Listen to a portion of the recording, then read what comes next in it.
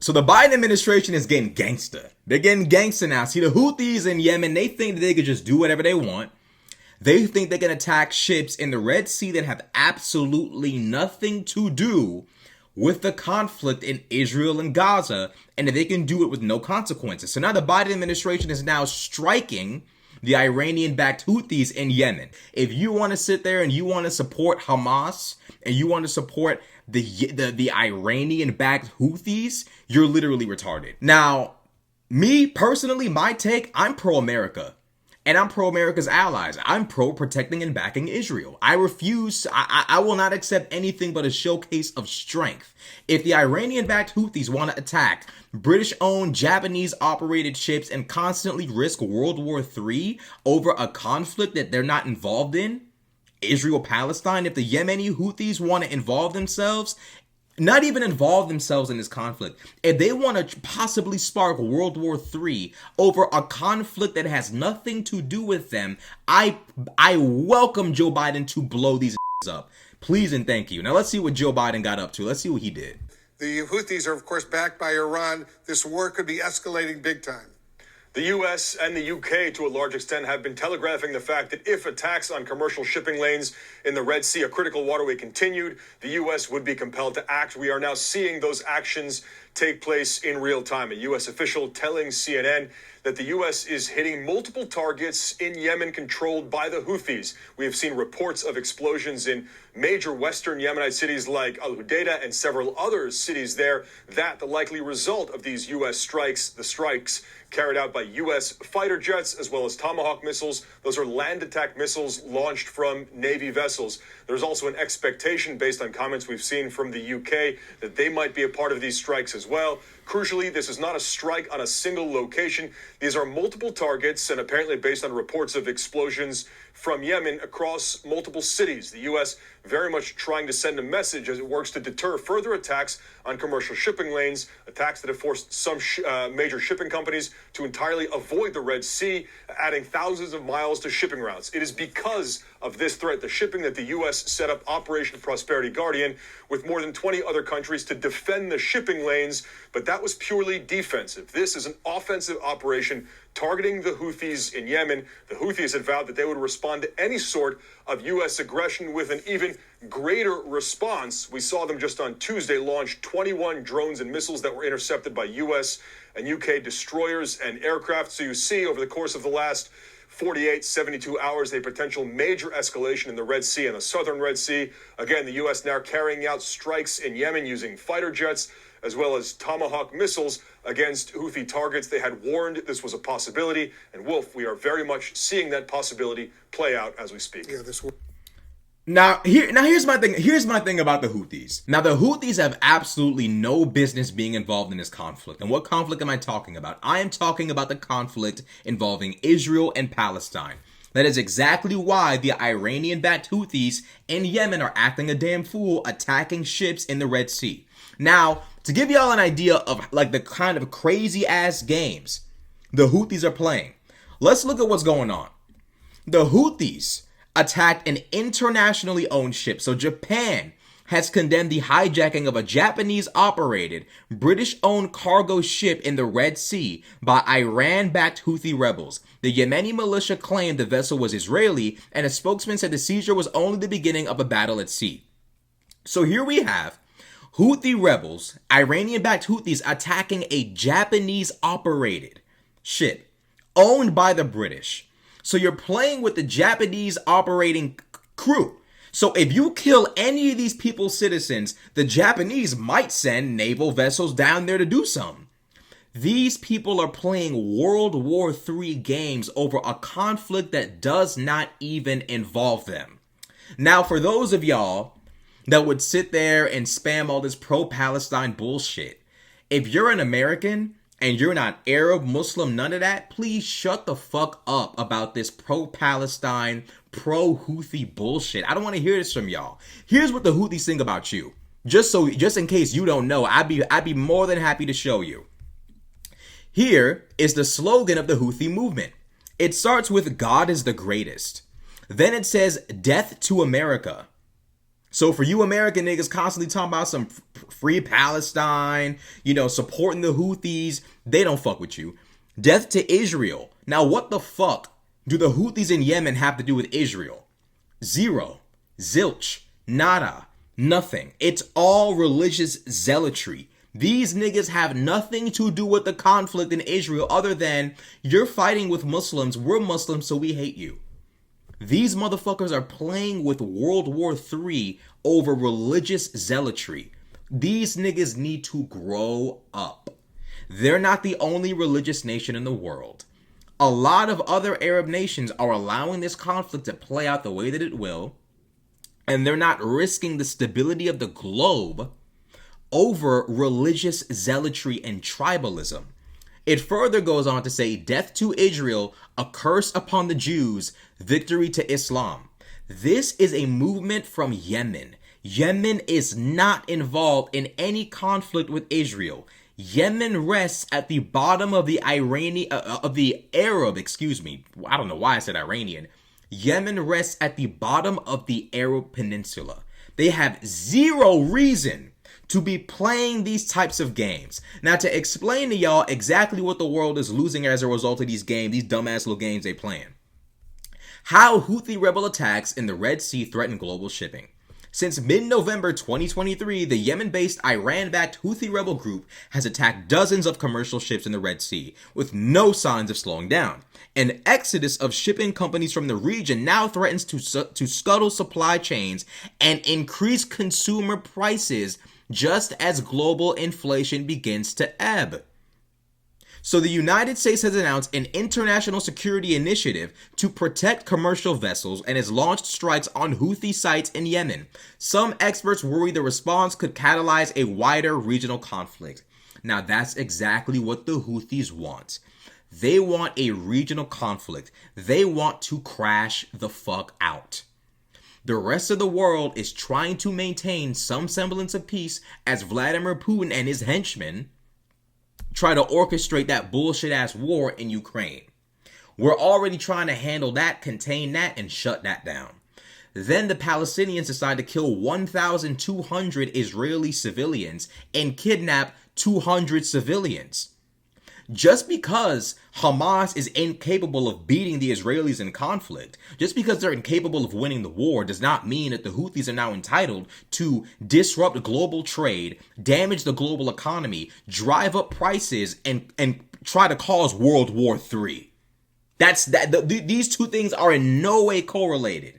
I don't feel bad for the Palestinians, frankly. I don't. They've had multiple opportunities to defeat the Israelis. They lost every single time.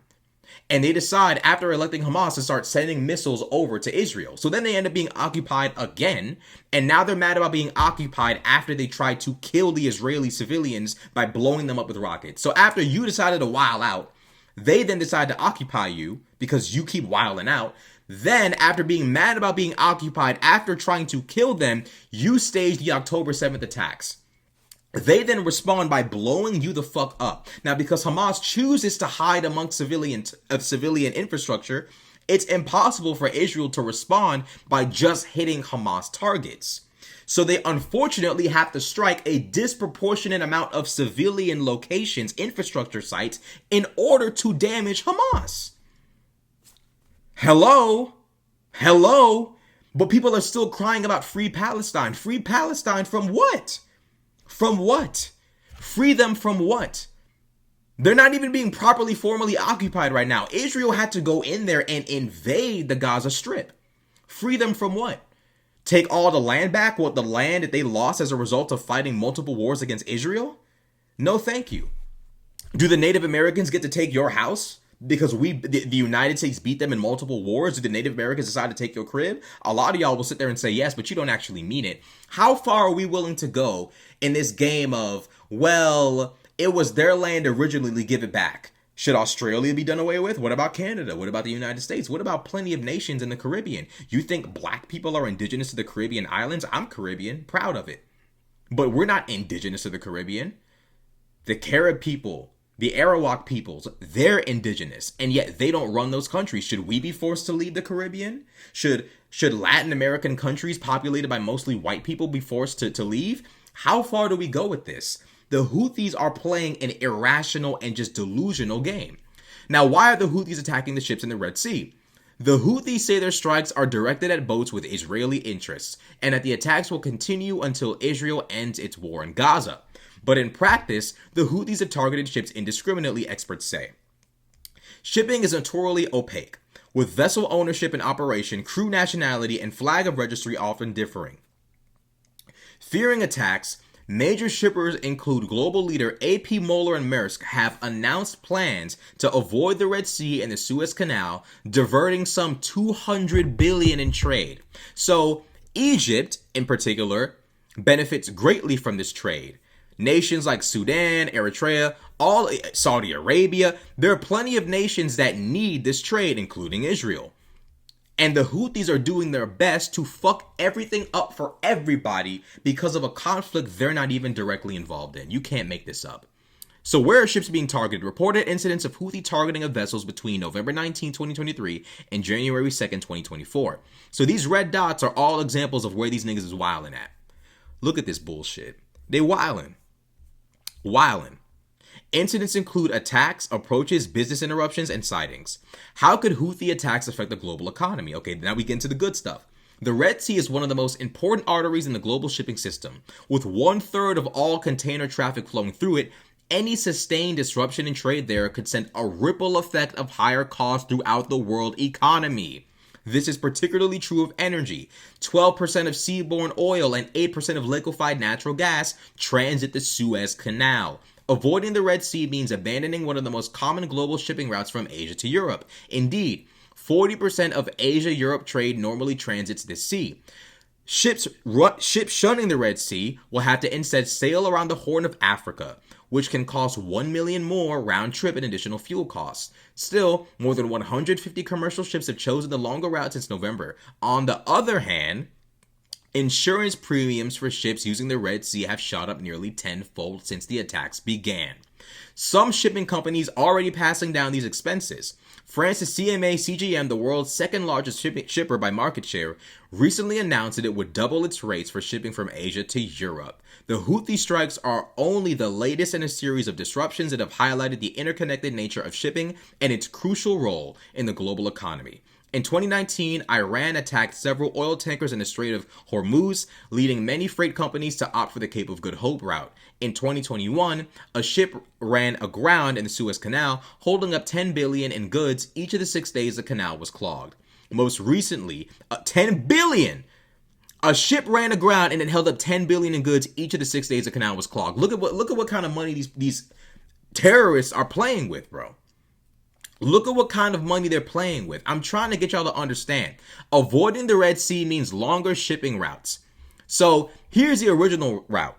8.5 nautical miles, 26 days from Singapore all the way through the Red Sea to the Suez Canal to Rotterdam. Now look, 11.8k nautical miles, 36 days, avoiding the Red Sea, going around the Cape of Good Hope. Oh, bro, y'all see what I'm talking about, bro? They're playing with serious money. And I truly believe that those of y'all who sit there and scream about free Palestine and supporting the Houthis, y'all are fucking retarded. These people are not your friends. They don't like you. Even if America wasn't backing Israel, they still would despise us. They don't fucking like you. These people are our enemies. Hamas, Hezbollah, Houthis, Iran. They're not your friends. They are not your friends. The reality of the situation is this. Hamas chose to attack Israel on October 7th. They chose to kill over 1,000 civilians. They chose to kidnap over 100 civilians. It's wartime.